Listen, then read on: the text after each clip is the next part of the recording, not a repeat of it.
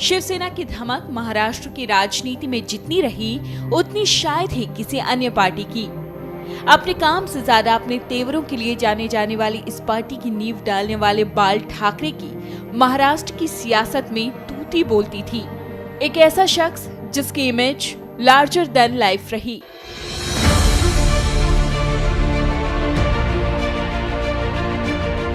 उनकी धाक ऐसी थी कि कोई समकालीन नेता दूर दूर तक नहीं टिकता। एक राजनीतिक पार्टी का अध्यक्ष जो बड़ी धमक के साथ कहता था कि उसका लोकतंत्र में विश्वास नहीं। देखने लायक रुतबे और लाव लश्कर के साथ चलने वाले बाला साहिब की अपब्रिंगिंग बिल्कुल लोअर मिडिल क्लास के माहौल में हुई। बाल ठाकरे पढ़ने में एक औसत छात्र थे, लेकिन बहुत क्रिएटिव थे। बहुत अच्छे कार्टून बनाया करते थे। देश दुनिया में क्या चल रहा है, इस पर उनकी पकड़ रहती थी और घोर एंटी कम्युनिस्ट थे। 23 जनवरी 1927 को पुणे में बाल ठाकरे का जन्म हुआ।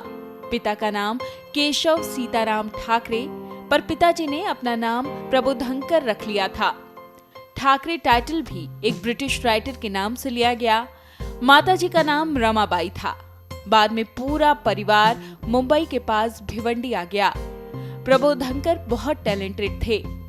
एडिटर, स्टेज कलाकार, स्क्रीन प्ले डायलॉग राइटर, इतिहासकार और समाज सुधारक। 4 बेटियों के पैदा होने के बाद बाल ठाकरे का जन्म हुआ, इसलिए घर में जरूरत से ज्यादा उनका मान था। प्रबोधनकर को अपने बेटे पर बहुत गर्व था। बाल ठाकरे के और भी भाई थे, पर बाल ठाकरे की बात ही और थी। उन्हें जो दिल में आए करने का अधिकार था। सरकारी नौकरी करने की सख्त मनाही थी। जी में आए तो कार्टूनिस्ट की नौकरी तुरंत छोड़ देने का भी जुगाड़ था। ठाकरे कुछ समय तक आरएसएस शाखा में भी जाते थे। बाल ठाकरे एक कार्टूनिस्ट थे। पिताजी ने अच्छे कार्टूनिस्टों से उनका परिचय कराया। 1950 के आसपास बाल ठाकरे को क्रांतिकारी कार्टूनिस्ट माना जाता था। उस समय टाइम्स ऑफ इंडिया के संडे एडिशन में उनके कार्टून छपा करते थे।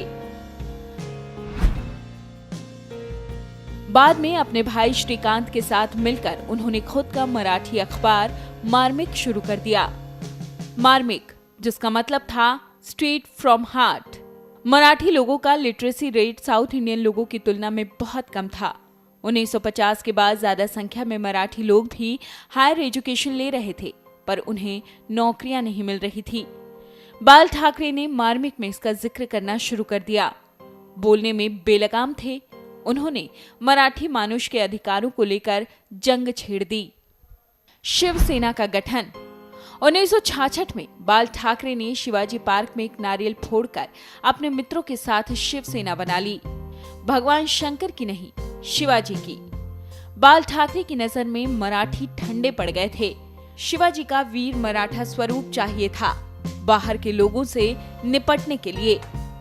शिवसेना बन चुकी थी। बाल ठाकरे मुंबई में अपनी पहुंच बढ़ाने लगे थे। आरएसएस की तरह शिवसेना ने हर मोहल्ले में शाखाएं खोलनी शुरू कर दी।